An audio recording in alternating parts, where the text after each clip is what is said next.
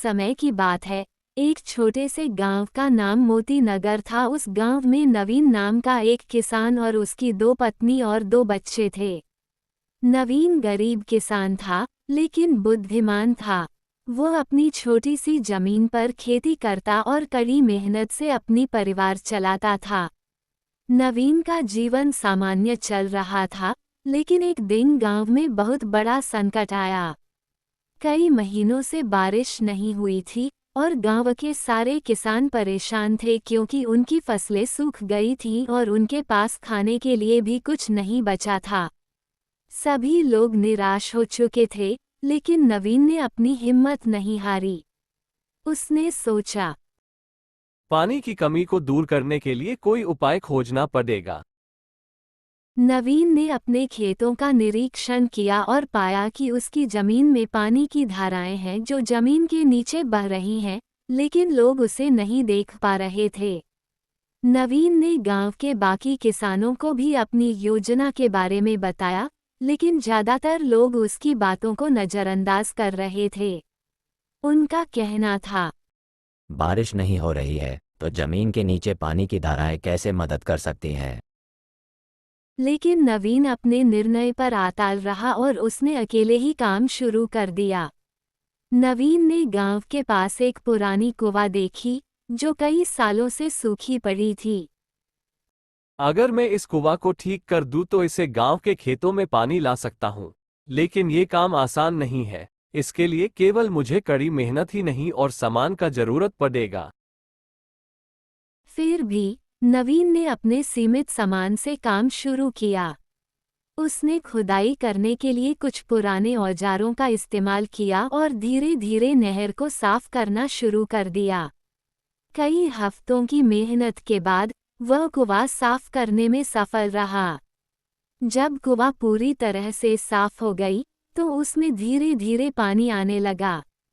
नवीन की मेहनत रंग लाई और उसके खेतों में पानी पहुंच गया। उसने अपनी जमीन पर फसलें बोई और थोड़े ही समय में उसकी फसलें लहलहाने लगीं। अब नवीन के पास पर्याप्त अन्न और पानी था, जिससे उसका परिवार सुखी हो गया। जब गांव के बाकी किसानों ने नवीन की सफलता देखी, तो उन्हें अपनी गलती का एहसास हुआ। वे सब नवीन के पास आए और उससे मदद मांगी। नवीन ने खुशी खुशी सभी की मदद की। उसने उन्हें सिखाया कि कैसे वे भी अपनी जमीनों में पानी की धाराओं का उपयोग कर सकते हैं।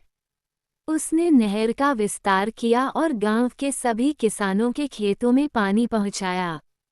धीरे धीरे गांव की स्थिति सुधरने लगी।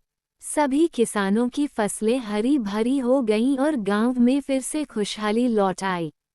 नवीन की बुद्धिमानी और मेहनत ने पूरे गांव की तकदीर बदल दी थी। अब गांव के लोग नवीन को बहुत आदर और सम्मान देने लगे। वे उसकी बातें ध्यान से सुनते और उससे प्रेरणा लेते थे।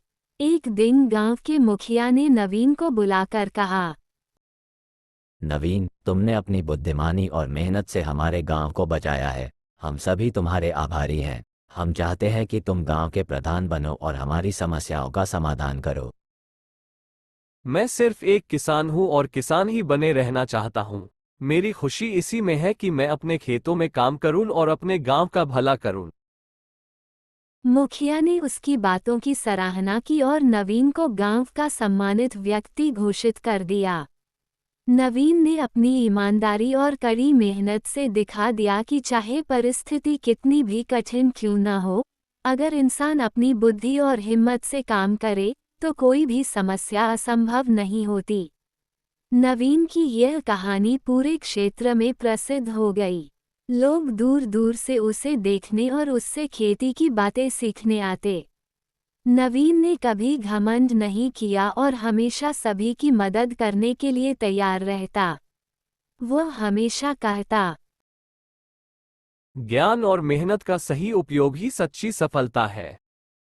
इस प्रकार नवीन की बुद्धिमानी और मेहनत ने न सिर्फ उसकी जिंदगी बदली, बल्कि पूरे गांव को खुशहाल बना दिया।